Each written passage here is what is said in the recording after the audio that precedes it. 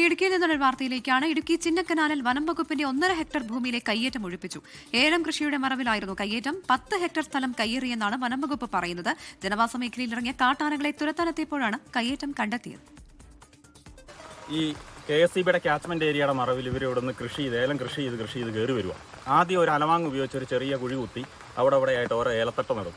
ഏലത്തിന് വില കൂടുന്നതിനനുസരിച്ച് ഇവർ തെളിച്ച് കയ്യേറുക. ഇതിപ്പം പ്രധാന പ്രശ്നം, ഇവിടെ ഏകദേശം ഈ ചിന്നക്കനാൽ മേഖല 17ഓളം ആനകളുണ്ട്. ഈ ചക്കക്കൊമ്പൻ എന്ന് പറയുന്നത് ഇവിടുത്തെ ഒരു പ്രോമിനൻ്റ് ആയിട്ടുള്ള എലിഫൻ്റാണ്. അത് മസ്ത് സമയമാണ്. അപ്പോൾ ഇതിനെ ഒന്ന് ഓടിക്കാൻ RRT ടീം ഡെപ്യൂട്ടി റേഞ്ചറിനെ നേരത്തെ നോക്കിയിട്ട് ഇത് പോരുന്നില്ല, ഇങ്ങോട്ട് കയറി പോകുന്നില്ല, കയറി പോയിട്ട് തിരിച്ചു വരിക. അപ്പം നമ്മൾ ഈ പ്ലാന്റേഷൻ കാട് പിടിച്ച് കിടക്കുന്ന ഭാഗം പരിശോധിച്ചപ്പം ഓരോ ഭാഗവും വടം കെട്ടി തിരിച്ചേക്കുക. അപ്പോൾ ഇത് നമ്മൾ ഇന്ന് ഏകദേശം 1.5 ഹെക്ടറോളം കംപ്ലീറ്റ് ഏലം കൃഷി വെട്ടിമാറ്റി. പ്രതികൾ ആരാന്ന് ഇപ്പം നമുക്ക് കിട്ടിയിട്ടില്ല, ആരും ഇതിൻ്റെ ഉത്തരവാദിത്വം ഏൽക്കുന്നില്ല, കൃഷി ചെയ്തവരാരാന്ന്.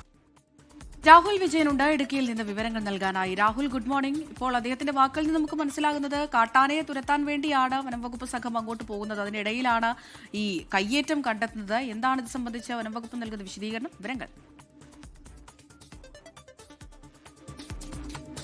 അമൃത, ചിന്നക്കനാൽ മേഖലയിൽ ഈ കയ്യേറ്റം പുതുമയുള്ള കാര്യമല്ല. അതിൽ ഒരു ഒഴിപ്പിക്കൽ നടന്നിരിക്കുന്നു എന്നുള്ളതാണ് ഏറ്റവും പ്രധാനപ്പെട്ട കാര്യം. അത് അമൃത പറഞ്ഞ പോലെ തന്നെ ഈ കാട്ടാനകൾ, ഏകദേശം 17ഓളം കാട്ടാനകൾ ഈ ചിന്നക്കനാൽ മേഖലയിൽ ജനവാസ മേഖലയിൽ ഇറങ്ങുന്നുണ്ട്.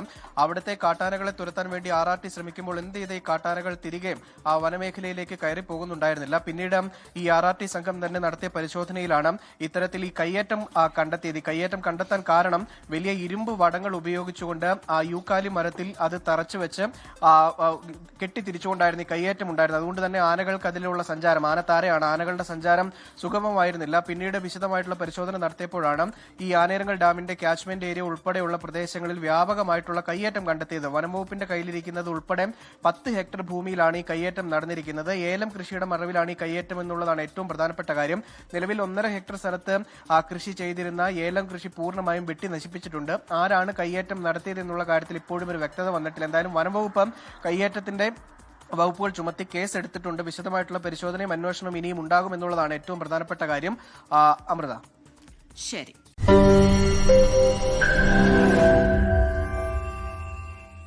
ലോകത്തെവിടെയായാലും ഏത് സമയത്തും 24 വാർത്തകളും ഓഗ്മെന്റഡ് റിയാലിറ്റി പാക്കേജുകളും എക്സ്പ്ലെയിനറുകളും വിശദമായി കാണാൻ ഞങ്ങളുടെ YouTube ചാനൽ നിങ്ങൾക്ക് സബ്സ്ക്രൈബ് ചെയ്യാം.